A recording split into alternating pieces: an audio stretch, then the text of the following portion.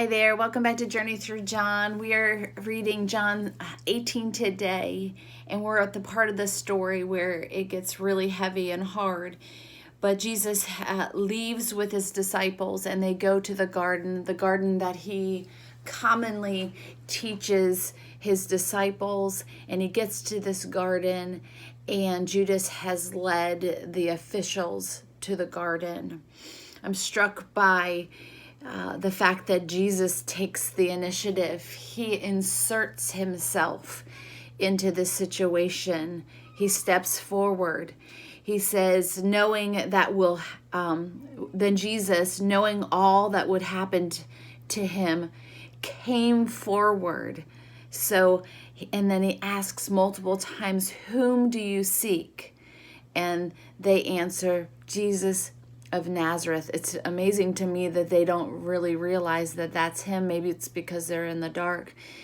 And Jesus responds, I am he. And then he responds again, I am he. And then he asks them again, whom do you seek? They say, Jesus of Nazareth. And Jesus says, I told you that I am he.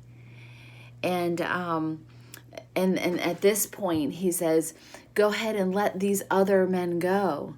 Remember how yesterday we were discussing the fact that when we are identified with him and in his name, we are protected and we're provided for. So Jesus is still in a place of protection of his followers.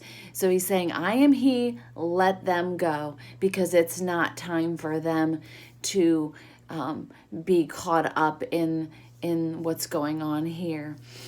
And so at this point, Simon Peter, he inserts himself.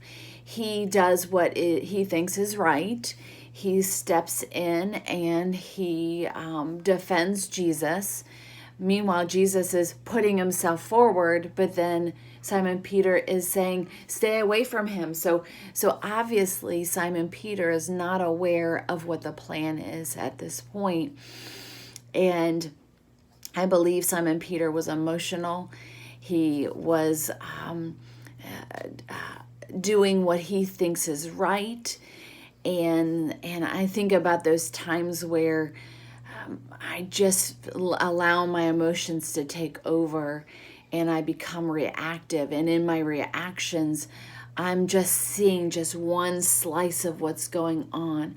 I don't see the entirety of a situation. Whereas if I would stop and think and act as James says, be quick to listen, slow to speak, slow to become angry, my response to a situation would look completely different. I believe that Simon Peter, if he truly sat back and observed what was going on, and if he really reflected about the words that Jesus was just saying to them at the table, he wouldn't have responded in such a way. But he did. He was impulsive. He took a sword and sliced off the ear of that officer, and then he got rebuked by Jesus. And I imagine, he loves Jesus, and it's just so confusing.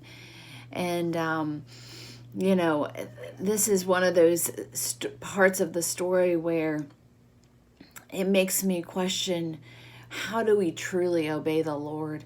How do we truly walk in obedience and honor him when we have so many messages and we're bombarded with so much stuff?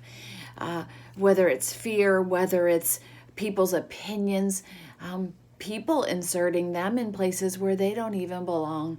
How do we navigate this road? And I think we go back to the prayers that Jesus had for us, the fact that he will protect us and he will provide for us, and we need to abide with him and remain in his love, and in that position we are safest. And so we see Peter, and throughout the rest of chapter 18, we have this sidebar of what's going on with Peter. He eventually does deny Jesus the number of times that Jesus told him he would.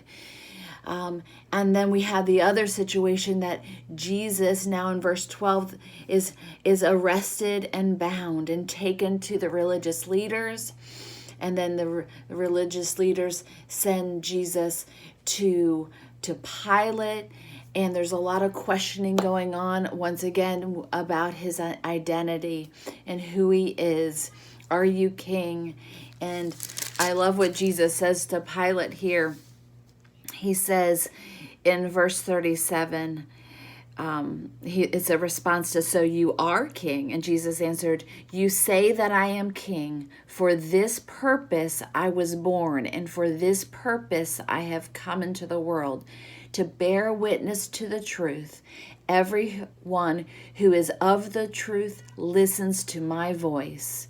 And let us all ask this question as Pilate says, what is truth? And so even in his interactions with Pilate, he is bearing witness to his identity. He's bearing witness to his name. And he bears witness to the fact that he is truth. And Pilate says, I find no guilt in him. He's released back to the religious leaders and say, do what you want with him. I know you have accustomed to release one man at Passover. Who do you want to release? And the Jewish people do not want Jesus released. They want Barabbas to be released.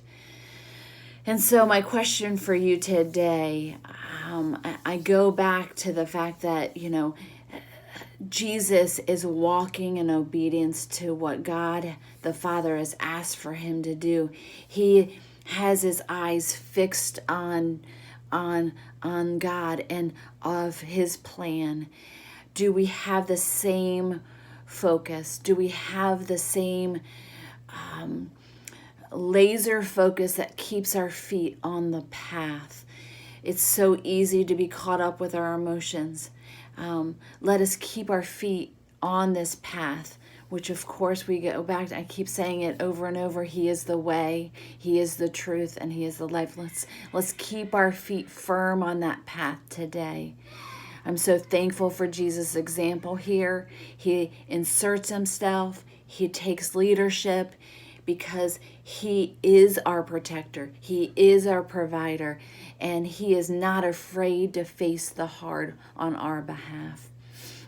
We'll read John 19, where we'll read the crucifixion and the death of Jesus and the proof that he is truly did die and was buried in chapter 19 tomorrow. I'm praying for you. Have a great day.